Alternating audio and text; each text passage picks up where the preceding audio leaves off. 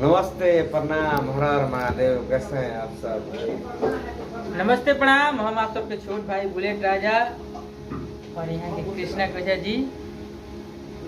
एगो हमने के गार्जियन चैनल ना गार्जियन। अच्छा, ओकरा बाद भैया के एगो ब्लॉग्स बा, कृष्णा कोचा ब्लॉग्स।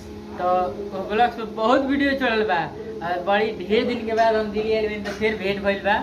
अब बानी जब भैया के रूम पर, तो ये ब्लॉग्स के ढेर सारा प्यार दुलार दी जा और एक दो वीडियो बना के जाए और बनो भी रिकॉर्ड बात नहीं बा कि देखी, मान ले कि दिल्ली में हम रहत नहीं आ बुलेट जी पटना में रहत रहो और जौन भी कंपनी के डील बा मान लेनी बुलेट जी अपने हिसाब से करता रहो, हमरा हिसाब से भी ओकर करवावता तो बुलेट जी ला हमरा ना दिक्कत दिल्ली के मालिक रहुरा ठीक बा। तो ये सबसे और सब अपन प्रेम आशीर्वाद दी कि हमरे दोनों भाई के कभी मान ले प्रेम व्यवहार खत्म ना होके बस रहो सब अपन आशीर्वाद प्यार देते रही।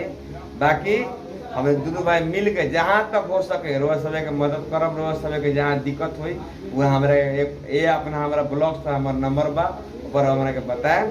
बाकी रोज सब के प्रेम स्नेह आशीर्वाद चाहिए बस बुलेट जय। बस थोड़ा सा ब्लॉग्स के तनी गर्दा उड़ा दी जा कि दिल गार्डन हो जाओ। बस जय आज बार हिल थोड़ी जन जय। जय माता।